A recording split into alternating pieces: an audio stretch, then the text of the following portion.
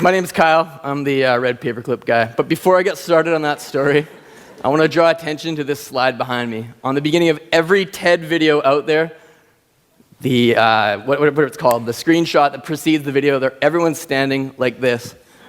All of them. So we would demand more from TED. Post comments online, poking fun at this. We need better screenshots for these videos. We can make a better world of TED with better screenshots. Onto the paperclip, though. This is this kind of crazy idea I had when I was, about 10 years ago. I was looking down at my desk, and I saw a red paperclip sitting there. And I said, you know what? I remember this game called Bigger and Better, where you start with something small, and you trade it for something bigger, and then you repeat. I wonder what would happen if I took this red paperclip and tried to trade it. So I posted a picture of that red paperclip on a website called Craigslist, and two girls named Ronnie and Karina responded and said, hey, that's pretty cool. We'd like to trade with you. We got a pen shaped like a fish. I was really excited. This was a cool pen. This was bigger and better than a red paperclip. How far can I go with this idea? Anybody want a pen shaped like a fish? Absolutely. My name's Annie, and I've got a doorknob with a crazy face on it. 2 trades in, I've already gone way up from a paperclip, and I was thinking, how far can I go with this? Maybe I could keep going until, one day owned a house or something from this. Sean says, come down to my place. I'll cook you burgers, and I'll trade you my camping stove for that doorknob, because I need it to fix the knob on my stovetop espresso maker. We're moving assets and moving liabilities into assets. We're creating value. We're improving each other's lives, albeit on a small scale. But to Sergeant David J. of the U.S. Marine Corps, he said, I've been looking for that exact model of camping stove, and I've got extra generators. Would you like an electric generator? And to me, this was a dream come true.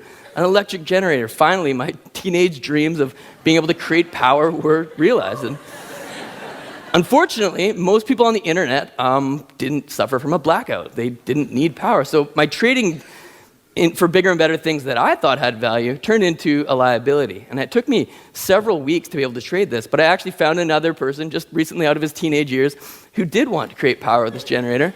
And his name is Martin, and he was in New York City, and he says, look, I've got an empty beer keg. I'll trade you an IOU to fill the keg with beer and a neon Budweiser sign. And what do you say? So I met up with him, we made the trade, and here's us showing that all parts of the trade work.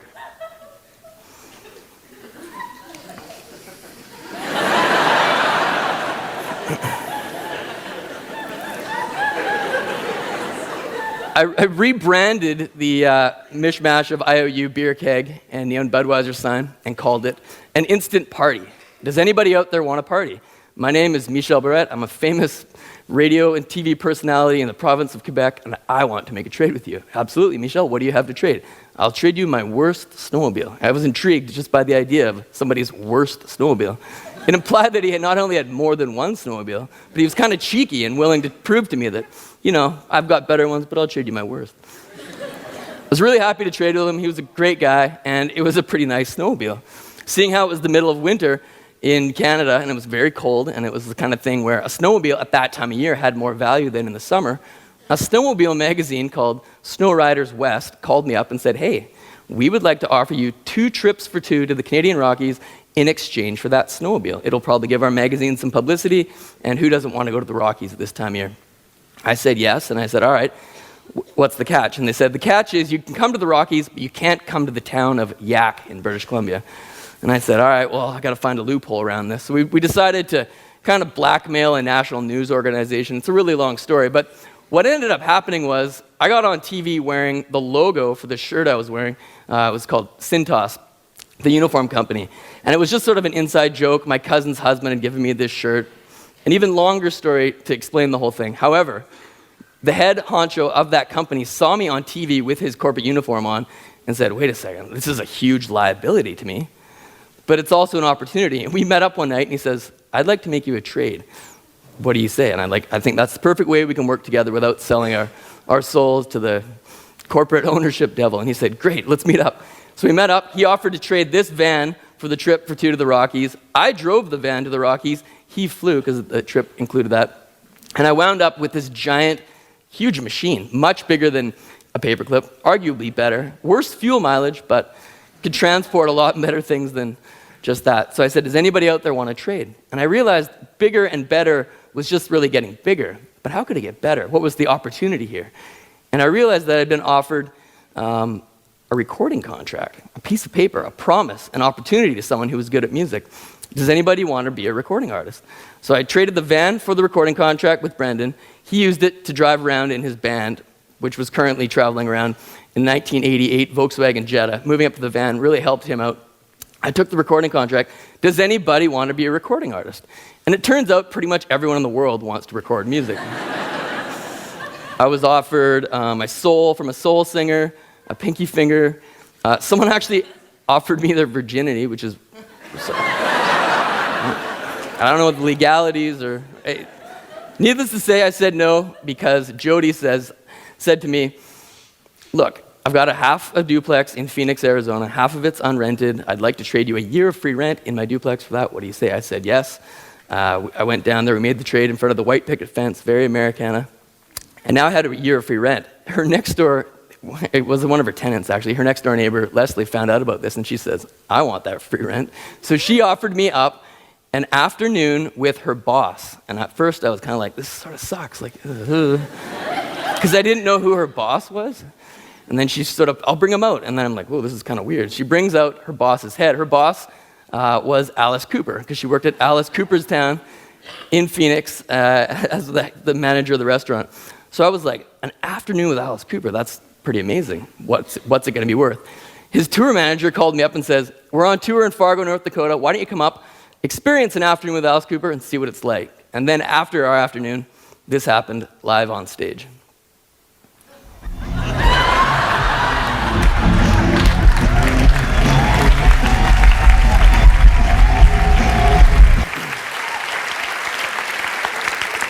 Alice is a really nice guy. This picture displays how nice he is.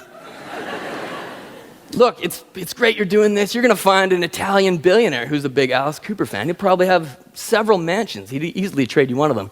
Can you promise me one thing? What's that? Can you promise you won't trade an afternoon with me for a weekend with the Rolling Stones or a night with Kiss? I said, all right, I'll try. And the phone rang, and it was Mark. Mark says, I'm an amateur photographer, and I've got a lot of Kiss memorabilia. Would you be interested in any of that? I was like, oh, man, this is hard, because I really want to trade with this guy, but what do you have? And he says, well, I got this, I got that, I got Kiss posters, I got Kiss guitars, I got a Kiss snow globe. When he said Kiss snow globe, I immediately said yes, and only the snow globe. So I went up, met up with Mark, traded the afternoon with Alice Cooper, a priceless opportunity for a Kiss snow globe. And the whole world kind of sort of was like, ugh. And I was like, this is great. It lights up, changes colors. Here's some of the various online responses from the video. This is the worst trade that I've ever heard of, bar none. This is possibly the dumbest decision I've ever seen anyone make, ever. Except for the people on Jerry Springer.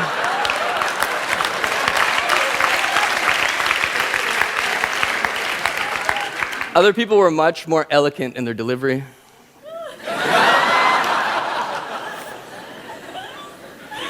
And this was the only time during the entire project where I had another trade lined up. Every other trade had come along serendipitously and had just been this amazing experience. However, 2 months previous to all this guy had called me up and said, hey, my name's Corbin Bernsen, I'm a huge Hollywood actor, I'm making a movie, and I would like to offer a paid speaking credited role in a Hollywood film. Would you be interested in trading for that? I had just done the recording contract trade, and I was like, yes, absolutely, this sounds perfect. He hung up the phone, and I'm like, Corbin Bernsen, who is this guy? Turns out he is very well known. He's been in many major movies, and he also, according to Wikipedia, has the world's largest snow globe collection, over 6,500 snow globes. Since it was Wikipedia, I knew it was true, and I just sort of kept it in the back of my head. And when Mark said he had a Kiss snow globe, I was like, oh, this is perfect. Called Corbin. Corbin, do you want the Kiss snow globe? He's like, send me a picture. I sent him a picture. Corbin called back. Not only do I want it, I need it. And while these comments were coming in, like dumbass, etc., I had no backup plan. And luckily for the project and for Corbin, he didn't get hit by a bus, and he was still alive. And we made a trade, and he showed us into his snow globe lair of over 6,000 snow globes, which looks kind of like this. Following this, the economic development officer of the town of Kipling, Saskatchewan, a fellow named Bert Roach, called me up and said, we see that you've been doing this project. Our town has a couple extra houses that we own. Would there be a potential that maybe we could trade one of these houses for something you have? And I said, well, right now I have a role in the movie. He's like, oh, that'd be perfect. What we were thinking is having a huge housewarming party, a huge celebration, inviting everyone in the world to come to Kipling, and we could offer an opportunity. We'll call it Kipling Idol, and we'll have live auditions for the movie role here, right in town. And I said, that's absolutely perfect, Bert. What do you need to do to make this happen? He's like, well, we need town council approval. And I said, all right, well, if you can get it, that'd be great. He called me back 2 weeks later, and he's like, I did it. I got town council approval. We can make the trade. Turns out town council approval was getting 2 people to put their hand in the air. But full credit to Bert, he made it happen. And we traveled to Kipling, and there we are. That's how you trade a paperclip for a house. And that's the house.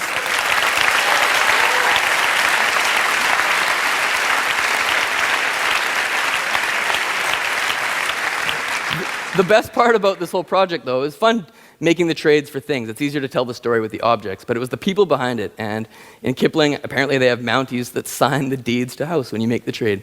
We had a huge housewarming party. Over 3,500 people came to the town of Kipling. It's a town of under 1,000 people for an entire weekend.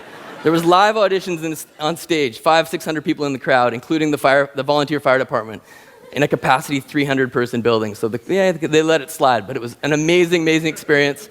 Corbin Bernsen went out on stage the next day in town and said, here's the winner of the movie role. And written on his back was the name Nolan Hubbard. Nolan Hubbard had just graduated from high school, was making minimum wage at the bottle depot, and 2 months after this picture was taken, he was down in Los Angeles working on a film with Corbin, an amazingly talented person who, without this opportunity to make the film, might have not had that chance. And it was all about the people saying, yes, let's build something, let's do something together, let's collaborate, let's see what happens. That was what One Red Paperclip was all about. And there at this housewarming party in Kipling, Saskatchewan, Karina had the original red paperclip around her neck in a picture frame. And people were saying to me, like, wow, you traded away the paperclip, but don't you wish you had it back now? That's got to be worth a lot of money. It's really famous. And I said to them that day what I still say today. It wasn't about the paperclip, and it's not about having it or selling it or what it's worth. If I hadn't traded away that red paperclip, I'd just be a guy sitting there at his desk holding a paperclip in his hand, wondering what would happen if I did something with the paperclip. So if you have a paperclip, trade it away. You might only get a fish pan, but it might be the single step that leads to an amazing journey. And for me, that journey will be off this red circle. So I wish you the best.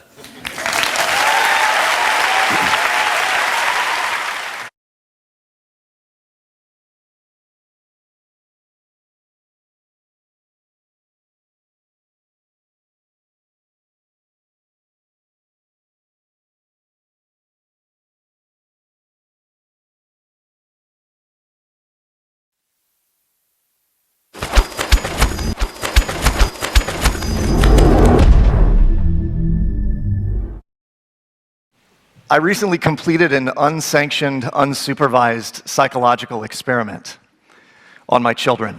The premise of which was $10,000 in cash on the kitchen table and a sign next to it that said, "Don't touch the money yet." And before I dive into it, you should know that we are a game-playing family. We play ball games, board games, dice games, card games. We play all sorts of games, but the games that my children love to play most are games like Monopoly. And when they play Monopoly, they play marathon games of Monopoly that last hours and hours over days of play. Each of my kids has a unique strategy and personality when they play Monopoly. My daughter, who is 11, she is always the dog. She plays entirely for chance and community chess cards. You could say that she uses the luck strategy. My 9-year-old son is always the car, a very strategic player. He buys all of the railroads and all of the utilities and then proceeds to put houses and hotels on the most expensive properties. Very savvy. And then his younger brother, who is 7, he buys everything that he lands on with no exception, which is fitting because he is the wheelbarrow. Now, before I tell you how my experiment unfolded, first I have to share an observation that led me to the creation of it. One Monopoly marathon Saturday morning, I was playing with my kids and noticed that they were all playing just outside of the rules of the game. So they were doing things like buying each other out of jail and lending each other money to buy properties. And I found myself going, guys, this is not how this game is played. To which they would say, Dad, it's fine. We just want her on the board with us. Or he can pay me back at the end of the game when he's flush with cash. And I'm thinking, again, what am I teaching these kids? So I started watching how they were playing, listening to their banter, getting a feel for how they were making decisions. And I had this thought, what if they're playing this way because the money isn't real? And it's this concept I've been reading a lot about lately. It's called financial abstraction. The notion that when money becomes more and more of an idea, less tangible, and therefore more abstract, it changes the way that we interact with it on a regular basis. And there's anecdotal evidence of abstraction everywhere around us. All you have to do is listen carefully to people who say, I loaned my child or grandchild a phone, and a month later I had all these errant in-app charges showing up on my bill. In 2014, Apple reimbursed customers for in-app purchases that were unapproved, mostly by children, to the tune of $32.5 million. This was in a US Federal Trade Commission settlement. In the documentation, it said it was just too easy for kids to make an in-app purchase. The Imagineers at Disney were charged with making the parks frictionless, is what they called it. So they invested $1 billion in a Magic Band. It's a wearable device that functions as your room key, your park ticket, and your ID and wallet when you're on park property. So if your child wants a set of ears, they want a dessert in the Magic Kingdom, bibbidi bobbidi boo, your vacation just cost a whole lot more. Magically. Magically. Last but not least, I had a conversation with some teenagers who told me that $100,000 a year really wasn't that much money. And I said, really, why do you think that? They each said, well, we both have $500,000 in our ATM machines on Grand Theft Auto, which is a very popular and somewhat sketchy video game, popular today. So as I'm playing with my kids and I'm watching them play, I'm listening to them talk about this, I thought, what if the money were real on the table? Would they play differently? And so I calculated real quickly on the box, how much would it take in capital, in currency, to play a physical game of Monopoly with my kids so that they actually tangibly got to feel the money in their hands. And I estimated for 4 or 5 players, it's about 10,000 US dollars. So one Friday, I stopped at the bank. I got all the denominations of bills that you would get on a Monopoly board, with the exception of a $500 bill, hard to get. And one Sunday, I rounded the family up for a high-stakes game of Monopoly where the winner takes all. All of $20, by the way, all of $20. You have never seen kids' eyes light up the way mine did when I handed each of them $1,500 in starter capital. And you have never seen anyone's eyes light up like my wife's when I took it back on Monday. All of it. So our marathon game only lasted 2.5 hours, far shorter and more strategic than most of the games that are normally played. True to my hypothesis, 2 of my 3 kids actually played differently. My daughter still played the luck card. She was the first one bankrupted, and she happily retired to the living room to read a book. My youngest son, the wheelbarrow, did not buy everything that he landed on. Instead, he carefully calculated how many rolls away he was from one of his brother's properties and how much he would owe his brother if he landed on said property, and made his decisions based on that. In effect, having real money on the table and a cash prize at the end made him more conservative. And my middle son, very strategic, still bought all of the railroads, still bought all the utilities, but did not buy Boardwalk and Park Place or Mayfair and Park Lane. But instead, he put hotels immediately on Oriental and Baltic Avenue, or Coventry and Leicester Square on the UK version. And when I asked him why he did that, in his own words, he said, Dad, they're just more affordable properties. Right?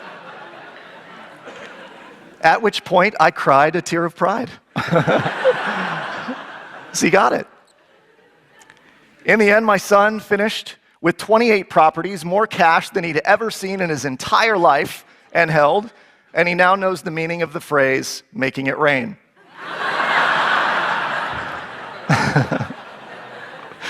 Look how happy he is, and how annoyed his brother and sister are. So in the confines of my experiment, there is an idea we're spreading, and it is this. I believe that kids today are being raised in a world where money is no longer real. It's actually an illusion, but it has very real consequences. Peter Drucker, famed leadership guru, said that banking and finance industries today are less about money and more about information. And yet young people today don't get that information. They don't get the experiences of money early on. 3 researchers from the Center for Creative Leadership, in a study done 2 decades ago that's been replicated many, many times over, they interviewed over 200 executives in a report called Key Events in Executives' Lives. And in this report, they found that of the 200 top-level executives who were the top of their game, all of them had similar characteristics. And one of them was that early on in their career, they had been thrust into a leadership role that required them to make decisions that had serious consequences. They also had a mentor in place that helped them appreciate the lessons they were supposed to learn from those experiences. The study created a leadership framework that basically said, in essence, that someone with potential, if given the opportunity to engage in strategically relevant experiences and given the ability to learn the lessons from those experiences, would have a higher likelihood of success in their career in a leadership capacity. Now, if you took that study framework and my $10,000 experiment and you looked at it through the kaleidoscope,